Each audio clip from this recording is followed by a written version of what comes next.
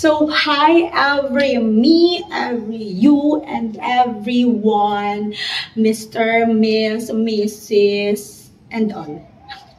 So, ayun na nga, is magla-lunch kami nila ni Aunt, nila ni Tita. So, get ready with me, get set, go. Ito yung outfit ko. And nabili ko lang to siya sa Okay. So, style with me. Hindi naman ako stylist, and hindi naman ako marunong maigi sa fashion, but kung ano nakikita ko sa internet, I will try to apply it. So, ayan, let's see.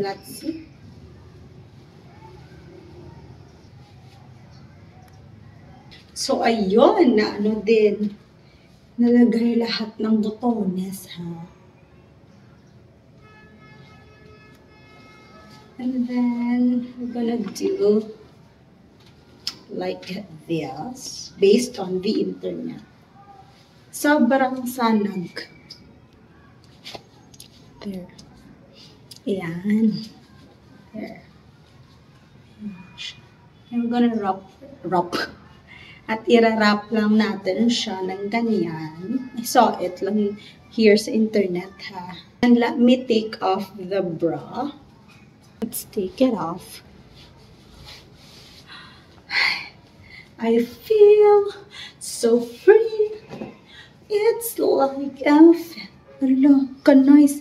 And then accent. Dapat may accent na siya. I'm gonna put like that. Since we are living in the Philippines, na i-judge ka kahit anong damit mo. So let's go. Or kahit sino ka pa, i-judge ka talaga. So ayan. Ayaw na sana, but it looks so nice, diba? Like ganyan lang. Let me try some shorts. Huwag mong English. Pakapili.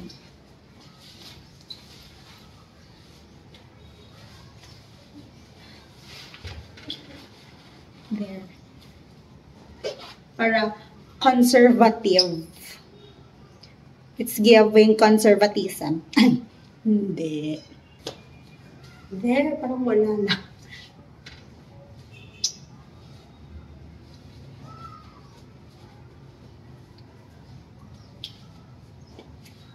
There, parang wala lang.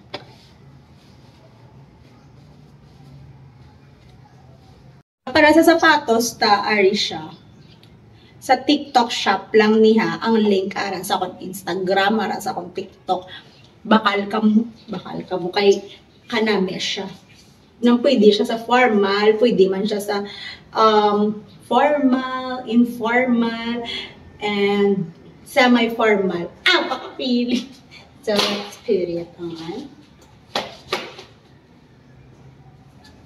Oh, ay ka-short, ka-bulky, pero okay lang. Kay ka-conservative, didansang Philippines. Okay na. Wait lang. Bagdiin naman. So, sa bag, amo lang siya ako ng saron. Akong go-to bag. Small go-to bag. Tada! Gagwa. Like that lang. Dira lang siya sa side. So, done. Okay na ni. Thank you sa 25 pesos nga polo shirt. I was able to make a very good dress, right?